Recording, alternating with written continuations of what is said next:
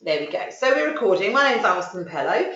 It's a fabulous December day, and I'm delighted to be here today. My lovely colleague Ian is on the line with me. Good morning, Ian. Good morning. Hello. So what we have is this fantastic GoToWebinar functionality. Perhaps if you could just go to the next slide, Ian.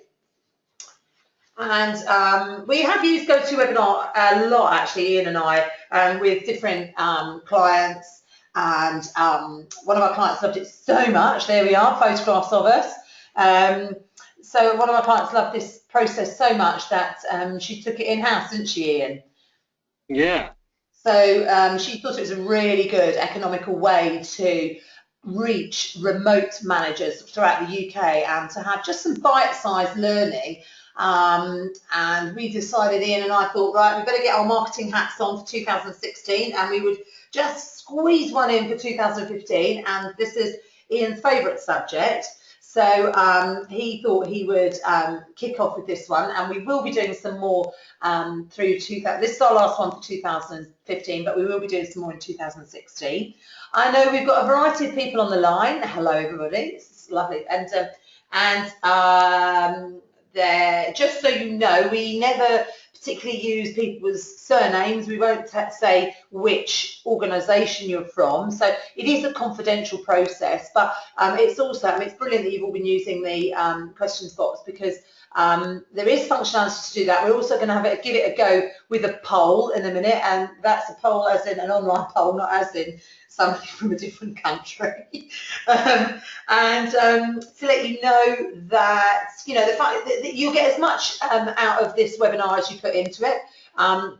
The slides, well, actually the whole webinar will be available afterwards. Just bear with us, we're just in the, as I said, this is sort of almost like a pilot session for us. So I have got an we translate it into MP4 so you can listen to it.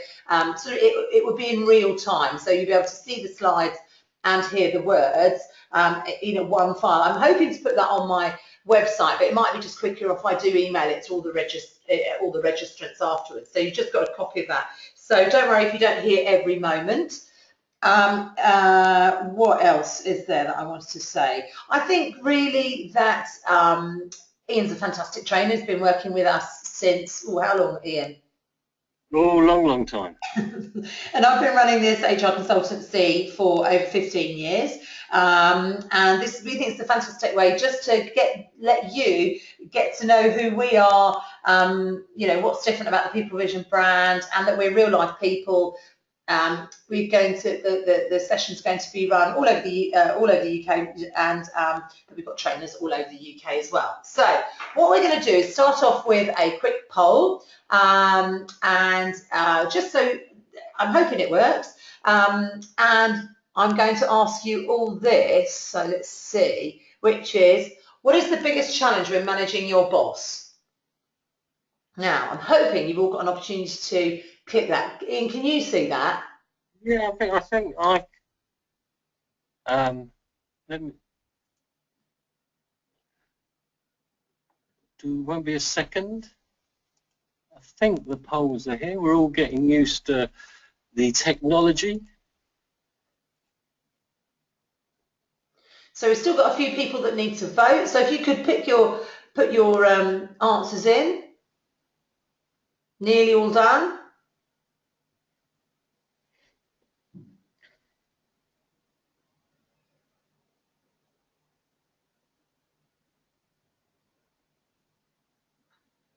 So Julia, you need to put your answer in that poll, not in the question box. You should be able to just tick a question. I think you're right. Good. We've got everybody that has. So I think if I press close now, I'm hoping. Do you get share? There we go. Those are the results. Okay, so I'm going to hand over to you, Ian. Superb. So here we are today, and today's aim is to show you how to get the best from your relationship with your manager, so you can both maximise your contribution. And when me and other of the People Vision trainers are working with all sorts of companies in all sorts of places, It's not unusual for people to say, I've loved today, but it should be my manager that's coming here rather than me. So the relationship between individuals and their managers is really important. And so today we're just going to step back for about 45 minutes and think about what do we need to do in order to maximize both our contribution. So there's three things I want to look at today. First of all, I just want to do a short exercise that I often use when working with people or working with small groups about what's the same and what's different between you and your boss. And the focus today will be on you and your boss, although some of these things are just as valuable when we're working with colleagues or team members. And then I've made a list of 10 things to do. They're not the only 10 things to do, but I think it will focus on the sorts of things we can do in order to manage the relationship with our boss. And then finishing off just by asking, so what? So we're going to ask you at the end of the webinar, what are you going to do as a result of today? So that's what's in store in the next few minutes. So the exercise I do with same versus different just entails getting a sheet of plain A4, and if you had one handy, you might want to do that now.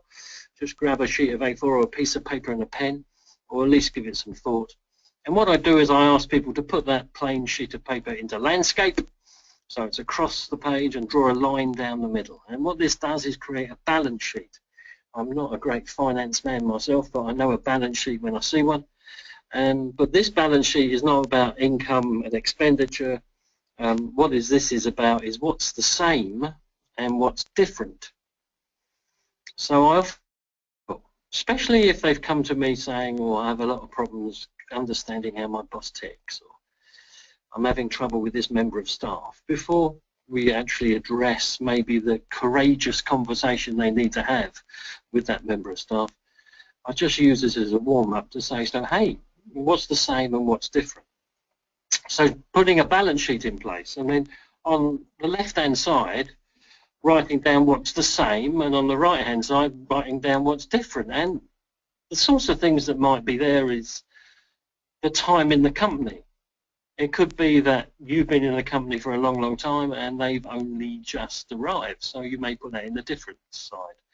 Or it could be that you've both been in the company for the same length of time, been around for years, known each other really well, and that goes on the same side. That may be about industry experience. They may have not worked in this company or in this organisation, but have worked elsewhere. So that's something that you may want to put either on the same or the different. Another thing is about being career-minded. Sometimes you may be very career-minded and quite ambitious and they're not, or the other way around, or you've both got the same career plans. Motivation, it could be that you are motivated by making a difference and they're motivated by money. And so that could be different, or it could be that you have identical motivation. And then the classics, of course, are age and gender, and maybe personal circumstances as well. If your personal circumstances are the same as theirs, they're going to understand some of the issues that brings. But if their personal circumstances are significantly different, they may have trouble stepping into your shoes and understanding what's going on. So I would just encourage you to think about what's the same and what's different in your relationship with your manager.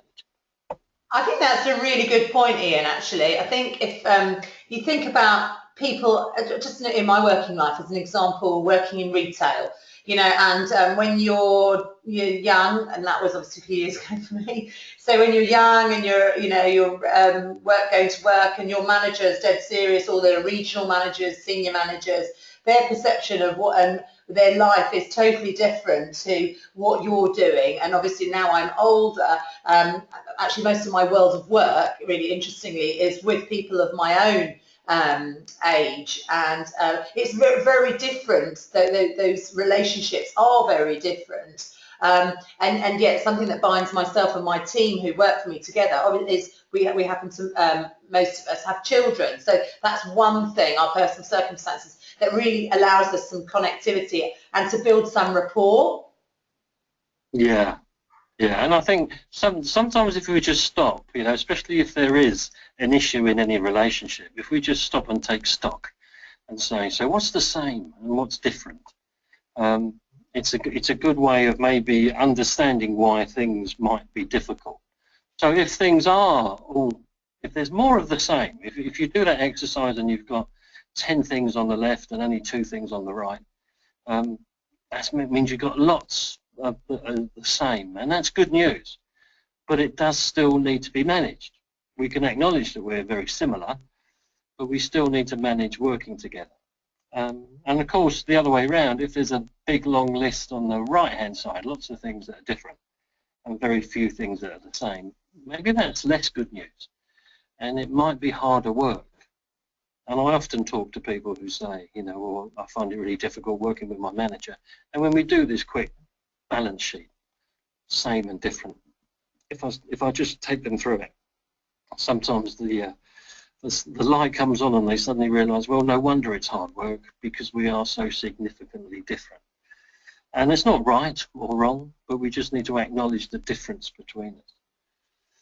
If it is in balance, yes, it does still need to be managed. You know, things don't happen by accident. And I think there are things that we can do to improve the relationship with our boss, to manage our manager. And one phrase I often use when I'm training is, if things don't change, they do have a horrible habit of staying the same.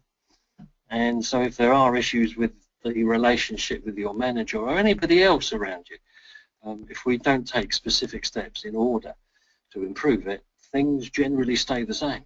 And if staying the same is not comfortable, it will continue to be uncomfortable. So that's the same versus different. And I would just recommend that, you know, when you find yourself maybe struggling in a relationship with someone at work, just before we address it, step one can be to do that balance sheet and just to try and understand what is there the same and what is there that is different. But let's get on to the 10 things to do. We want to make this as practical as possible, hints and tips about 10 things to do in order to manage your manager.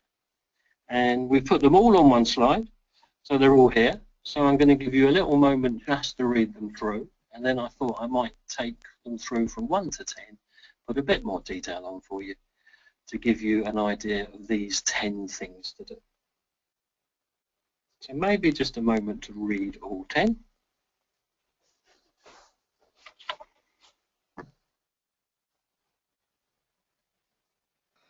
Ian, just wondering while people are reading that, what anecdotal evidence you've got of opportunity, you know, not opportunities, but of situations where you maybe have had to manage a manager. I mean, how long have you been self-employed now?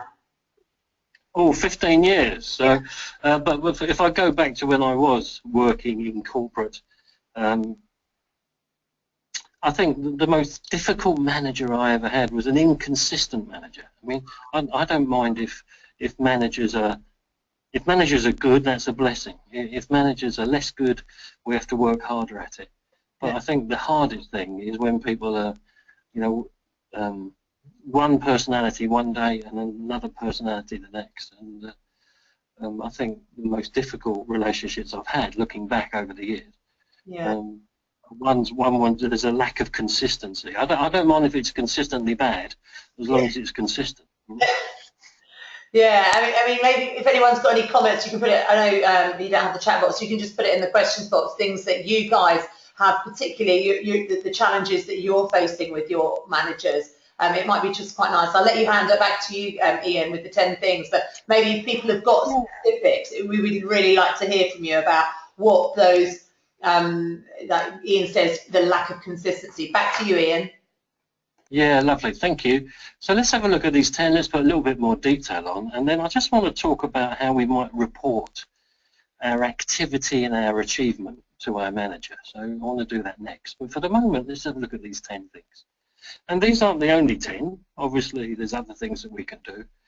But when I gave this some thought and pulled it together, I thought, I reckon these are the top 10 things that we need to do. And it's a continuous process, obviously, that we need to maybe address all these 10 issues and keep attention to them. And of course, if you get a new boss, it starts all over again. So we have to go back to the beginning. And sometimes when we have a change of boss, it does create a great opportunity to start off as we mean to go on and to improve that relationship. So let's have a look at these top 10. The first one is about knowing your strengths and theirs. And I'm always surprised when I say to people, so what are your strengths? What are you really good at? And sometimes people struggle to answer that question as if it's the trickiest question in the world. I often talk about energizing strengths, things that we can do that provide us energy that we can do without much effort at all, things that we're naturally good at.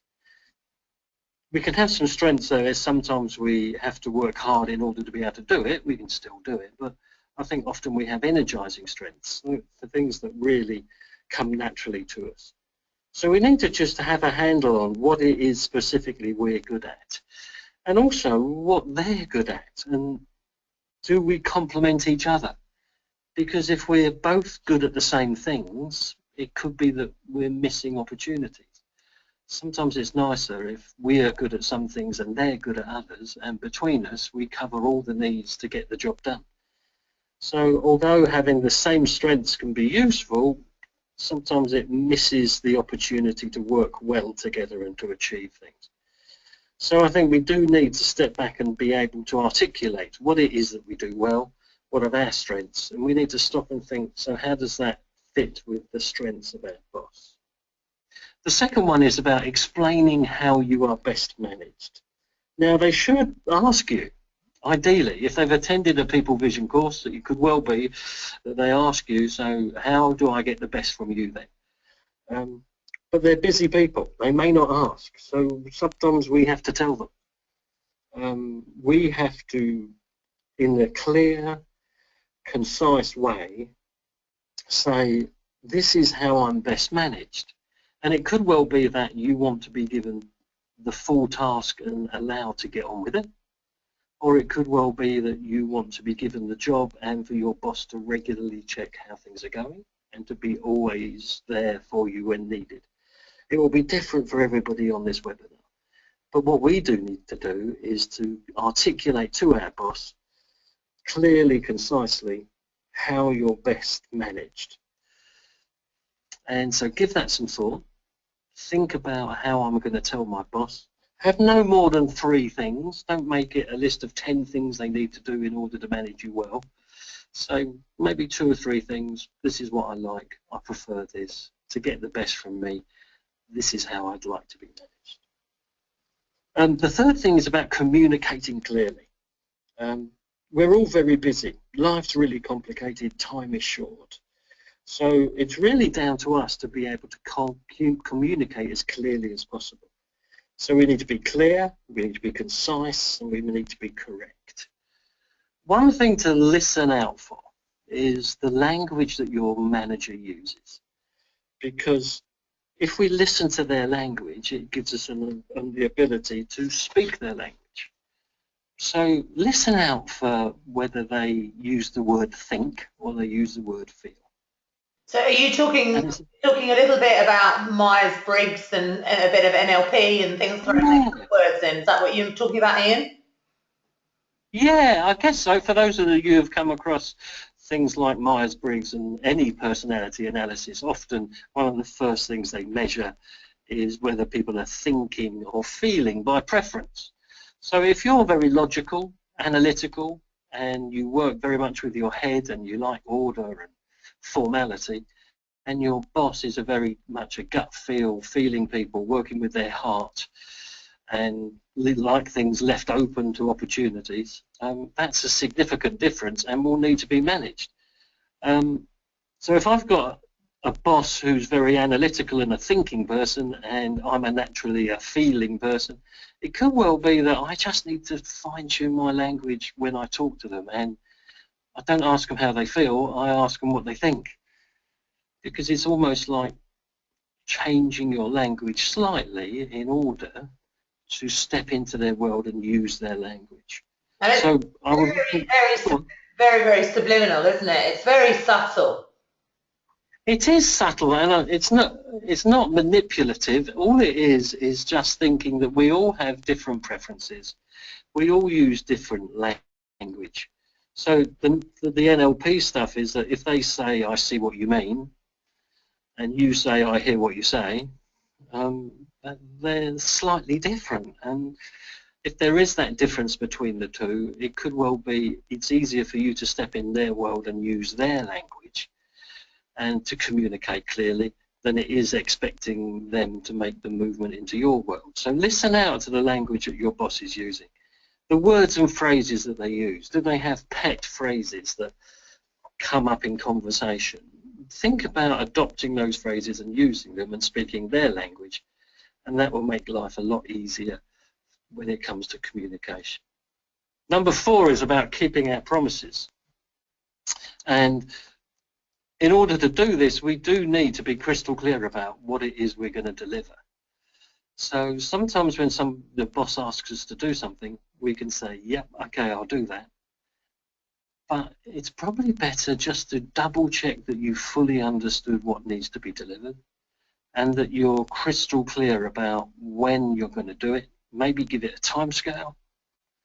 If it's a long duration, you want to make some milestones on the way. You might say, I'll do this by the end of the month and I'll do this by the end of next week. And once we have made those promises, always deliver what you promised on time.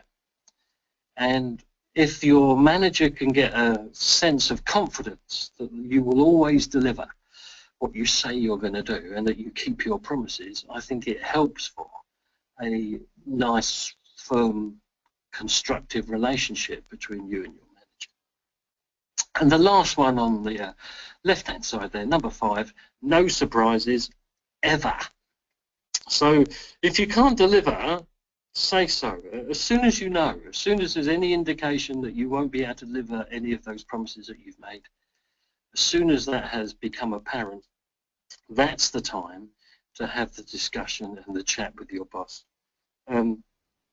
Bad news delivered early is so much easier to digest than bad news delivered late.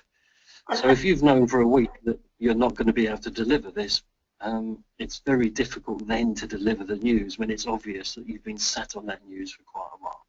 You're absolutely right, Ian. And I mean, this does lead into other webinars, other training sessions about being assertive and, you know, personal impact.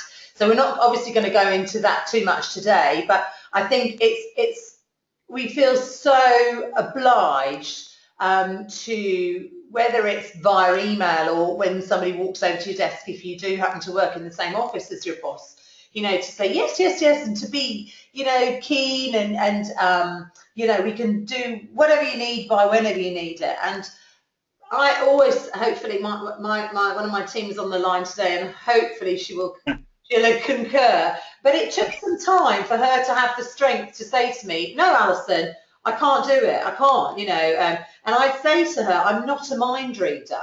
So unless you say to me, I'm at capacity, I cannot do that, or what, Alyson, what is most important? Where are the priorities here? I don't know that. I'm just going to keep layering it on."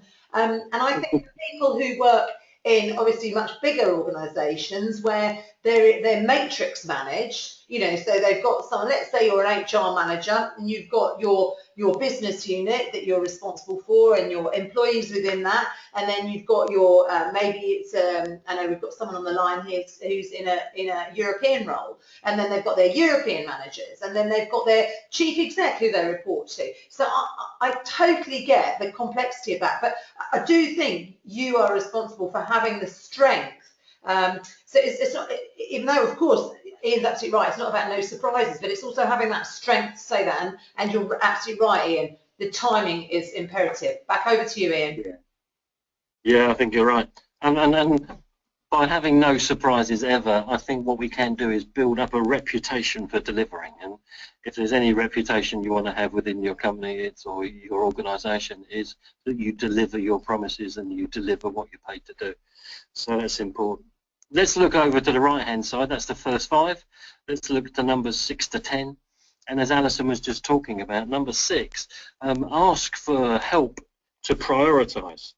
So when your manager does give you work, ask, so where does this fit into other work I've got? So this is the latest priority. instead of saying, yes, boss, I'll do that, maybe just say, well, can you just help me by saying, letting me know where this fits into the last priority you gave me. This new work, is it more important than the work I'm working on at the moment? Is it more urgent? What should I drop? If I wasn't able to do everything that's on my list, what would be the one thing that doesn't get done this week? And to ask for their help in prioritising. And I think when work does arrive, and we are all very busy, and we are asked to do a lot more than is possible. There's a lot more work than there is week, rather than being more week than work. So it's a case of thinking, can I ask my manager just to ask them to help me to prioritise, to make sure I'm doing the right things. I don't know why, but sorry about that. So number 7 is to provide solutions and not problems. So if I have got an issue and I need a discussion with my manager, I do need to prepare the conversation I'm going to have. I need to think things through, and I need to go to see my manager not only with the problem but also with some suggested solutions. Managers expect us not just to flag up when things have gone wrong, but to go with some solutions to the problem. So think things through and go with that suggested solutions. Maybe you just want to do it in a structured way, especially if you've got a thinking manager who thinks logically. If you go with the pros and cons carefully laid out, with some information, and maybe, you know, options 1, 2, and 3, and maybe even a do nothing option. You know, there is an option to do nothing, but these are the implications of doing nothing. I think we must always have done some work on the problem before we take it to our manager. And be prepared to clearly state your view. So the manager may say, your manager may say to you, so what do you think?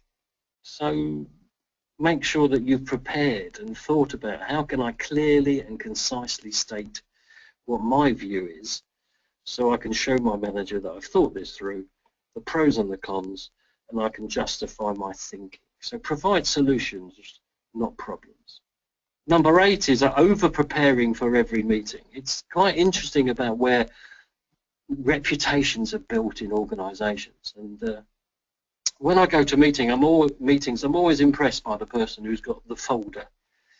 And in that folder has got the minutes of the last meeting and the agenda and every bit of paper that they need. And they look prepared because they've got the folders, the files. And you may do that electronically nowadays, but I think I like it when people go to meetings and it's obvious that they have got a reputation for being prepared, and they've given things reference numbers, especially if it's managing projects, you know, issue numbers and risk registers and things like that. It's a great way of just showing that you're in control of your part of the business. So over-prepare for every meeting. Get there early. Don't be the person that always arrives late. Get there early. Get all your papers in order. And manage your job like a project, really, so people can see that you're in control of it. Ian, could I just do a quick poll? Yeah. Just interested to see when we talk about meetings with our managers. I wonder how many of you actually have regular meetings with your managers. And when I say regular, that doesn't have to be daily, weekly, but I would say, you know, at least once a quarter. I mean, I know it's, and those who are working internationally, you know, a Skype meeting, a webinar, class as a meeting. Just how many of you do have it, but it must be regular, whatever regular is to you. So how many of you have that? If we could just wait and we'll get the responses on that, that'd be brilliant.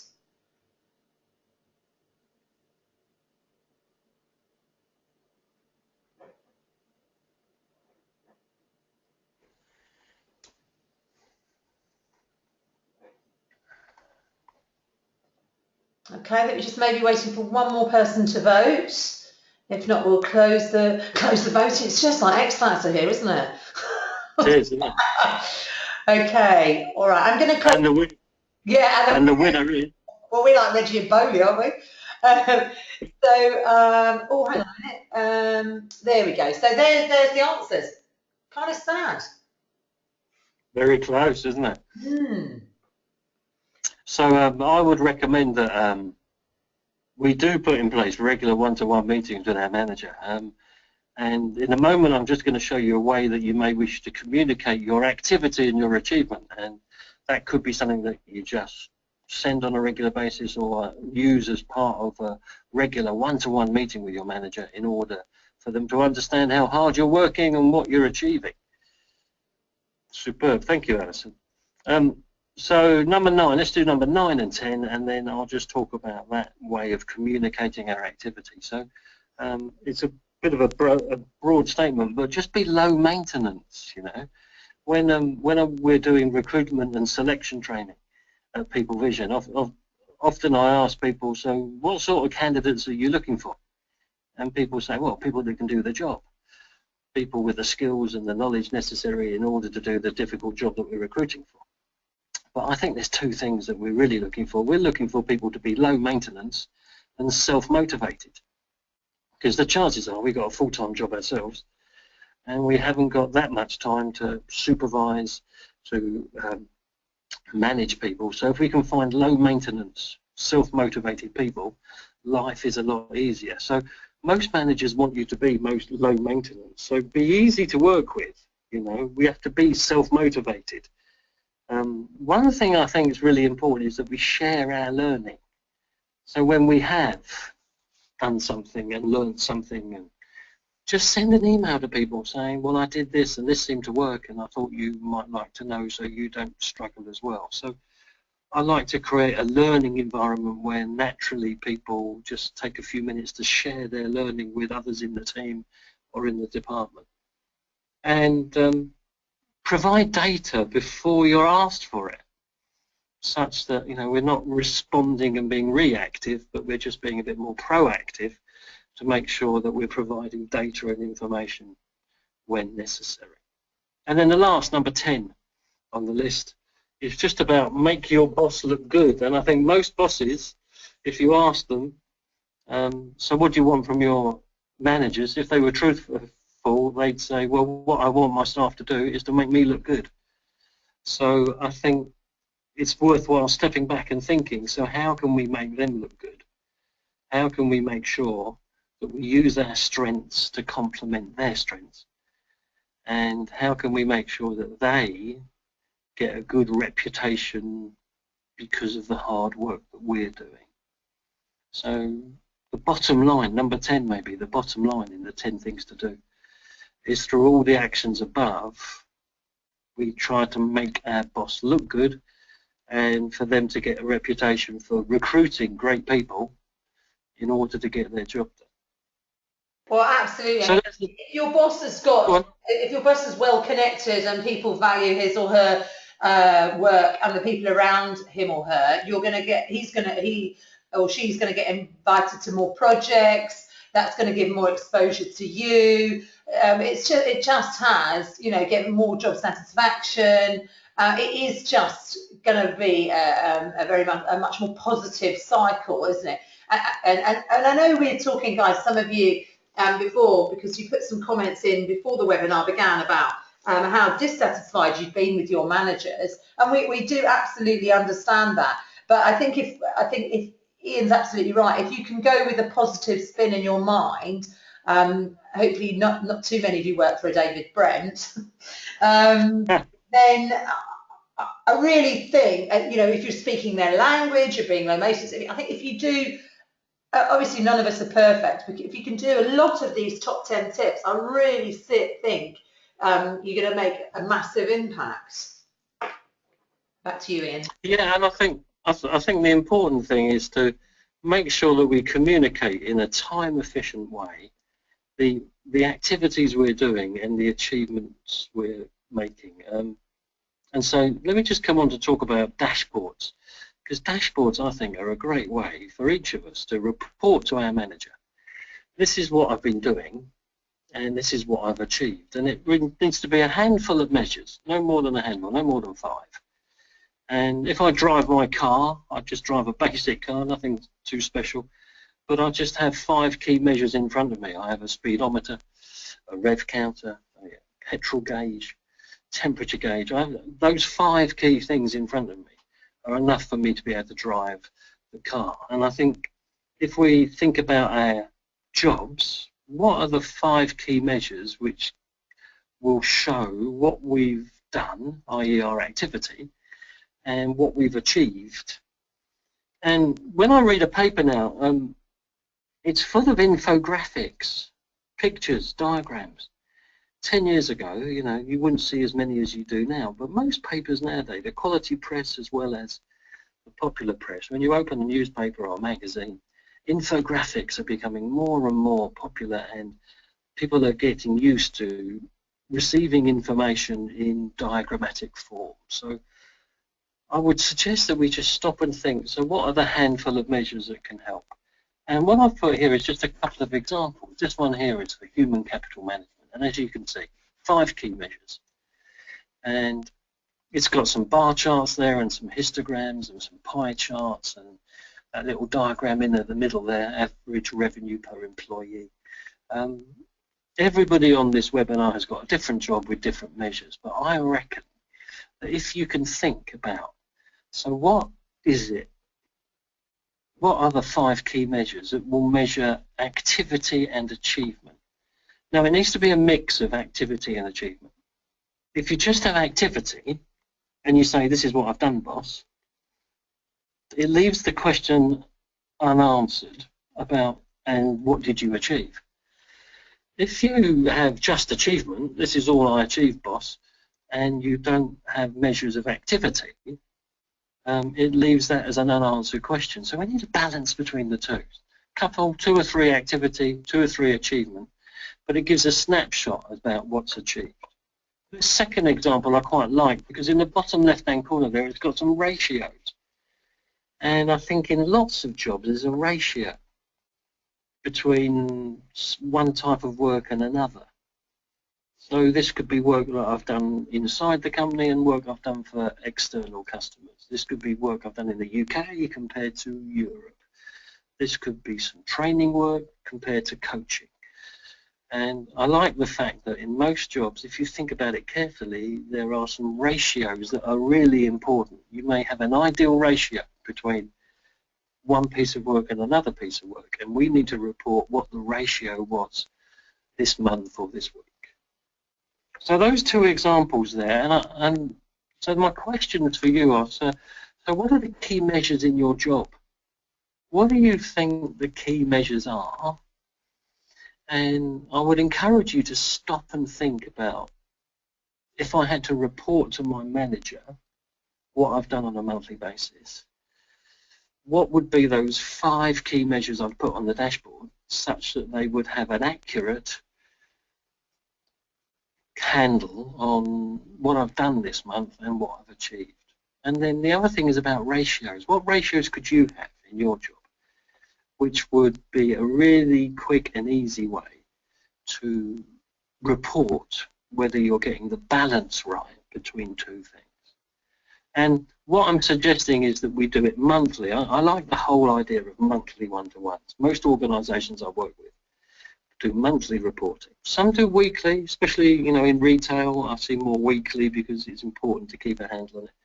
But in other sectors, mainly it's monthly reporting. So I always say that we should prepare these dashboards maybe as soon as the month's over. So arrange a one-to-one meeting with your manager on the 4th or the 5th of the month. So on the 4th and 5th of December, a few weeks ago, I could have had a meeting with my manager and report about what November was like, what I achieved in November and the activity in November. Because it's early in December, I've still got time to change and influence what happens in December. So have the meeting when I've got some really fresh data. Now, really clever people can put this into Excel, so you just put the figures in and the diagrams come up. Not my strength, but I know people that can do dashboards and do it really well. So we need to report promptly and maybe monthly and early in the month, 2nd or 3rd of the month when we've got some fresh data. Now, that thing I've put on the slide as well is that when I suggest this to people, sometimes they say, if I give that to my boss, they'll say, how come you've had time to put such a posh dashboard together. You should have been doing some other stuff. And just to get around that, I do suggest that when you prepare these, what you say to your manager is, this is how I manage my patch. This is how I'm managing my piece of work. I thought you might be interested. Rather than say, I've done these for you, boss. Pretty, aren't they? Because the boss is likely to say, why have you had time to do that? So there are other priorities, other things you should have been working on. So if you position it as, in order to make sure I get the best from my job or my team, this is how I manage it, I thought you might be interested.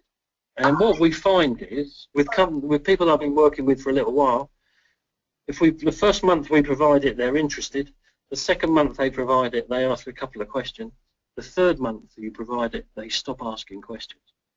And if you provide the data, maybe they'll stop asking, so what are you doing and what are you achieving? I think also, Ian, may I interject? I think another step might be to say prior, boss, what is it that you want to hear about from me? And what is important? Yeah. How do you, going back to your Myers-Briggs thinkers, feelers, going back to personality types, those of us who are familiar with red, green, blue, red, green, and yellow. Thank you, Ian, the primary colours. So the personality types, red people are, high activity, not interested in the detail, just want top line. The big blue people want to know every which way, every line. The green people are just about how you experienced your targets and how happy you were.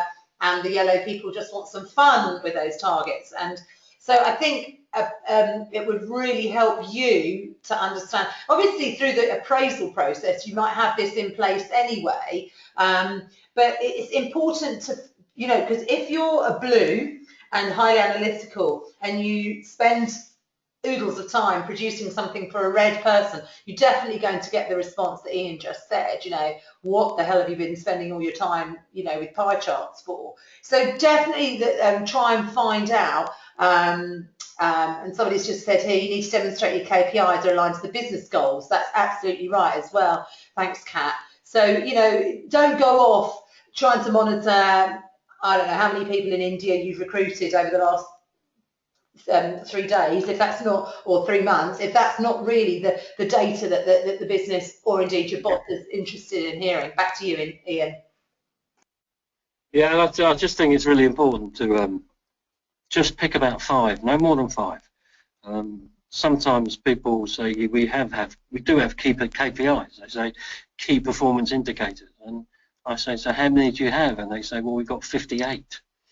And I say, well, they're not very key, are they? If you've got 58 KPIs that you're monitoring, it's very difficult to know what's going on. So just a handful of measures is what we need. Alyson found this lovely picture of a man with a halo. I can't promise to be that man with a halo, but it's there. The idea was to make your boss look good. That was to say that, Katie, when you're ready, I want you to polish up my halo. Yeah, polish that halo. And so that's the potential. The potential is that if we manage our relationship with our manager, the potential is that they can think that we do have a halo and we can be an angel to help them to look good at work. And then, so they're the 10 things. They're the 10, not the only 10 things, but I thought they would be 10 things that we can think about. And I just want to finish off by thinking about, so what? We've looked at same and different, that little exercise of doing a balance sheet. What's the same between me and my manager? What's different? And how does that balance look? Have I got lots of things the same? That could feel like good news, but there's a danger that we miss opportunity. Have I got lots of things different? Well, maybe we have to work harder at it because they are significantly different from me. Or maybe it's in balance and we can think, okay, there's some good news and some bad news, but we still need to work at it. And then I've done that list of 10 things that we need to do, ranging from all sorts of things, about knowing your strengths all the way through to making your boss look good. Let's finish off by just thinking about so what. As on any training course or indeed any webinar, we just need to think about action planning. So you've invested the last 45 minutes thinking about this. What is going to do? What will you do as a result of this webinar? And maybe if you could type those into the comments box, Alyson can share those with everybody on the call. Yeah, absolutely. Thanks so much, Ian. Yeah, if you could go to the questions box, that would be great. And just tell us what it is that you think you will do differently.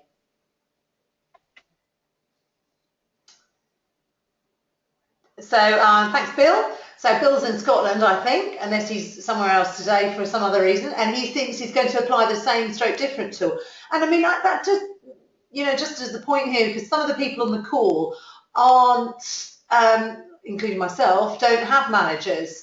We might have partners, husbands, wives who nag us, and colleagues. But, you know, I run my own business, and I do that because I don't like to be told manage too much.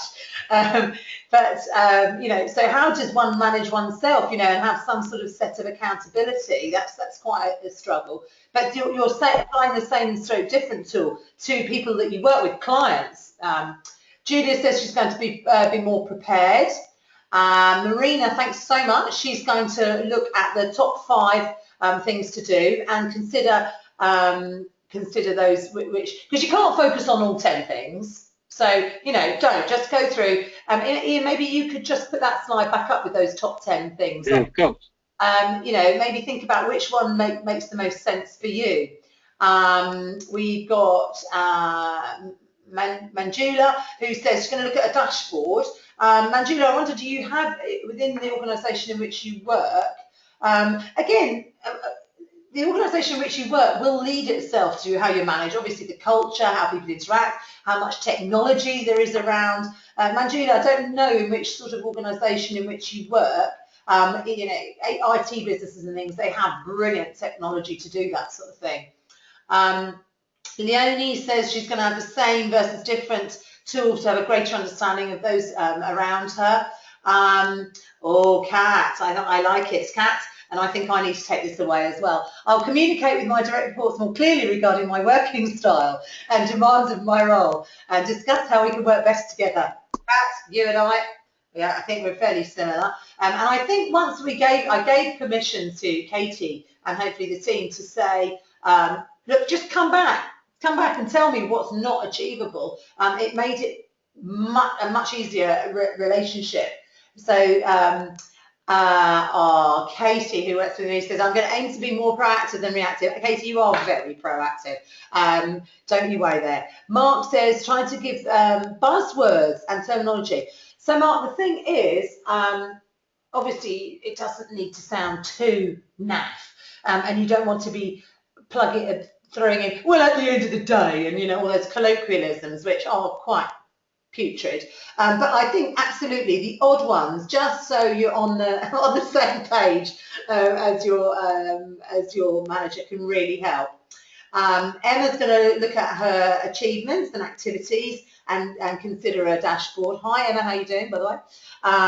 So Manjula says, okay, you're self-employed like me, all right. And Leona, a great list of 10 things to consider, applicable to my areas, not just my managers, but my meetings and interactions with others.